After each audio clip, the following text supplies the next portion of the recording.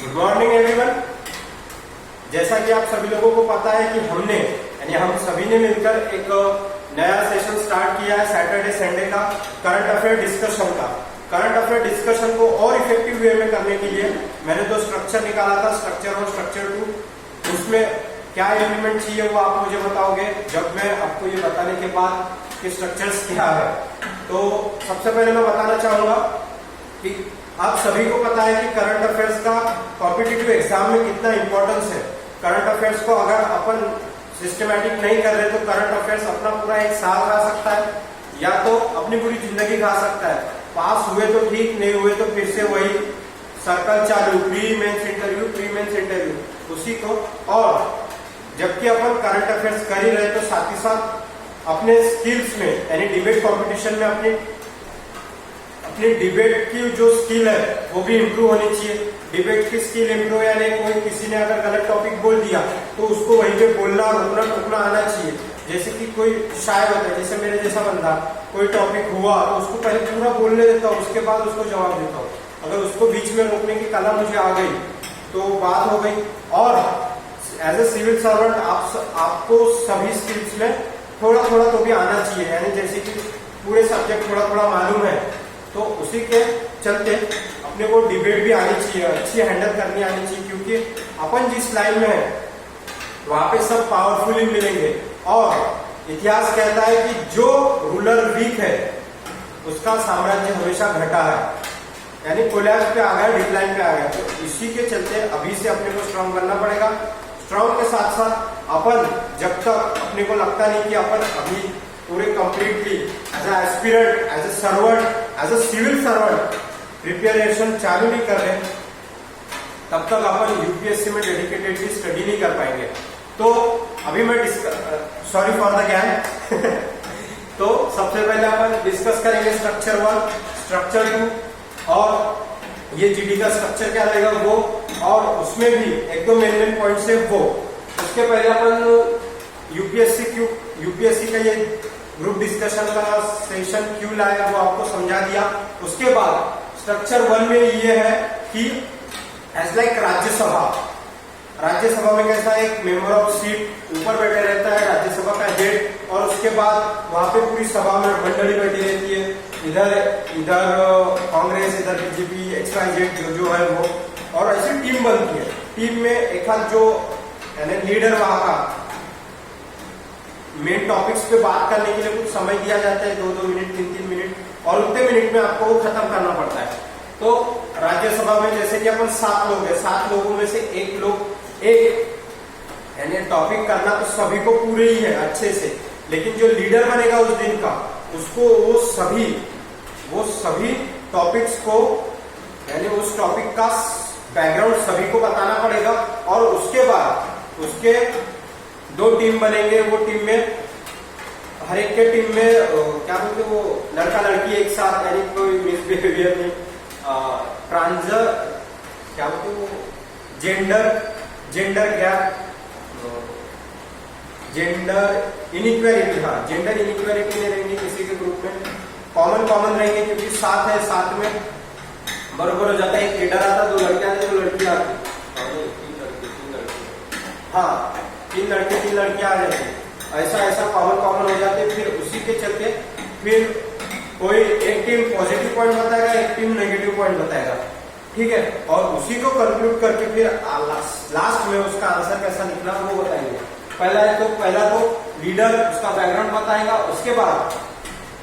उसके बाद parties separate होगी, पार्टी सेपरेट में कुछ पॉजिटिव पॉइंट बताएंगे, कुछ नेगेटिव पॉइंट बताएंगे, और जब वो पॉजिटिव और नेगेटिव पॉइंट खत्म होंगे फिर उसके बाद जिसके जो अगर टाइम पे भी कोई पॉइंट सूझता है तो वो पॉइंट्स भी कंक्लूड करेंगे।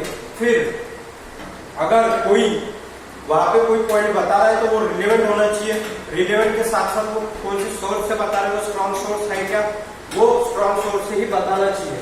और फिर लास्ट में तो वही बता दिया मैंने कि कंक्लूड करके उसका फाइनल आंसर अपन वही के वही डिक्टेट करके खत्म कर देंगे। अगर हो सका तो मैं ये भी सोच रहा हूँ कि लास्ट में उसी के टॉपिक्स के चलते मेंस का एक आंसर यानी क्वेश्चन जो कि दृष्टि आईएएस फ्रेम करती है, विजन आईएएस फ्रेम करती है, वो वहां से उठा के अपन अपने ग्रुप में डालें। ठीक है, ये हो गया स्ट्रक्चर 1, जिसमें पहला लीडर रहेगा, लीडर बैकग्राउंड बताएगा, और लीडर बैकग्राउंड बताएगा तो पॉजिटिव नेगेटिव पॉइंट, और जो समय पे सूझ गए फ्यूचर ओरिएंटेड तो वो भी लिखेंगे। और उसके बाद स्ट्रक्चर 2, स्ट्रक्चर 2 में क्या आएगा रे बाबा, उसमें भी क्वेश्चन एंड आंसर सेशन रहेगा, लेकिन इसमें और इसमें एक फर्क है, इसमें सभी को तो टॉपिक्स करना ही करना है, लेकिन जो 4 टॉपिक्स लेने का अपन सोच रहे हैं, 4 टॉपिक्स में से 2 या 3 हो पाते हैं, 2 या 3 हो पाते हैं टाइम के अकॉर्डिंग, वो धीरे धीरे अपन सिस्टम में लाके हो जाएगा।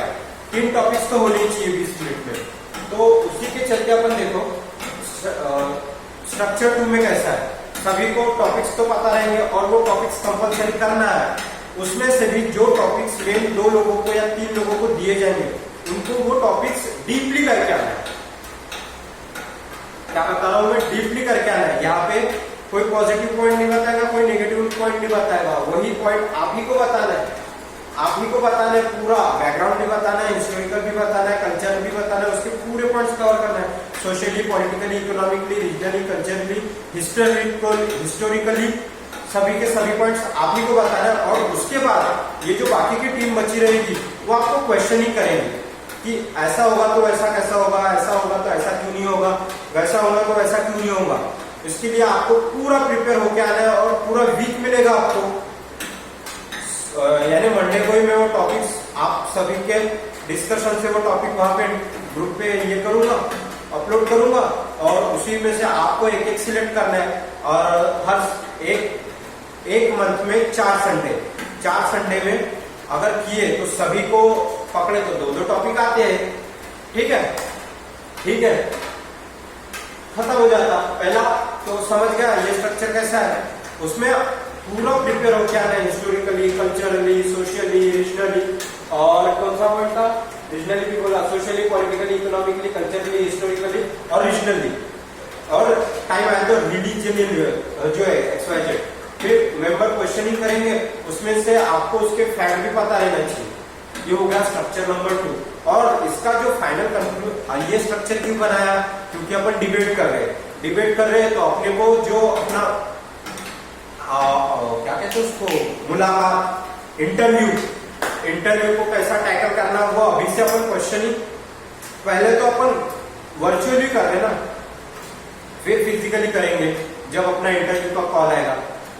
फिजिकली पहले तो अपन वर्चुअली कर रहे हैं, वर्चुअली अपन पूरा मेंटली प्रिपेयर रहेंगे कि ये क्वेश्चन पूछ सकते हैं, ये टॉपिक है, इससे रिलेटेड ये क्वेश्चन पूछ सकते हैं, तो आप पूरे वीक में उसको हैंडल तो कर ही सकते हो। नहीं भी हुआ तो अपन बोलते हैं वहां पे सजाए मौत दे रहे, सजाए मौत किसी को तो नहीं मिल रही। तो ये होगा स्ट्रक्चर नंबर 2।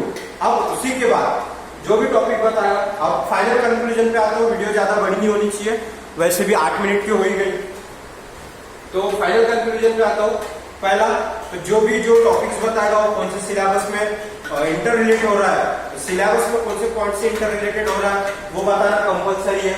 पॉइंट्स कवर कौन से हो रहे हैं, हिस्टोरिकली, रीजनली, पॉइंट्स कवर होने चाहिए, socially, politically, economically, culturally, historically और रीजनली, ये पॉइंट्स कवर होना कंपलसरी है। और उसके बाद मैंने ऐसा सोचा हूं कि एक थीम होनी चाहिए, जैसा कि इंग्लिश तो कंपलसरी है लैंग्वेज में, और इंग्लिश कंपलसरी के साथ साथ जो दूसरा जो सब्जेक्ट है, जैसा मैं हिंदी लेने का सोच रहा हूँ, कोई मराठी लेने का सोच रहा हूँ, कोई और कुछ ले नहीं सकता, हिंदी और मराठी लेगा, तो उसमें भी एक लैंग्वेज थीम रखने का सोच रहा हूं मैं। अगर आप सभी की सहमति होगी तो भी कर लेंगे। और इंग्लिश और हिंदी, और लास्ट में जो वीडियो का, जैसा कि पहला सेशन किया जिसमें किसी ने भी वीडियो ऑन नहीं किया, वो आपकी ओन चॉइस करेगा। आपको जब आप अपने टॉपिक्स बता रहे हो तब आपको वीडियो ऑन रखना है, ऑफ रखना है, वो आपकी चॉइस। वीडियो ऑन रखना है, ऑफ रखना है, या ऑफ की चॉइस। और खत्म, इतनी सी तो बात थी। और लास्ट में एक 7:30 से 8 ऐसा अपन ने सोचे, तो मैं ऐसा सोच रहा हूँ कि अपन टाइम बढ़ाए, 1 घंटे से 1.5 घंटा या पौने 2 घंटा करें टॉपिक्स के रिगार्डिंग। और ये तो आपकी सहमति पे होगा क्योंकि टाइम सबके लिए अलग अलग है। ठीक है, तो इतनी सी बात बता दी थी। स्ट्रक्चर 1 समझ गया, राज्यसभा, वोट और डिबेट। दूसरा क्वेश्चनिंग, तीसरा ये कौन से सिलेबस से पॉइंट ऑफ पॉइंट कवर, ठीक है, उसकी बात बतानी थी। और आप ये वीडियो देखो, कैसा लगा क्या लगा वो बताओ, लाइक शेयर कमेंट करने की कोई जरूरत नहीं, बस आपको कौन सा स्ट्रक्चर सुटेबल लग रहा वो मुझे बताइए, ठीक है। Thank you.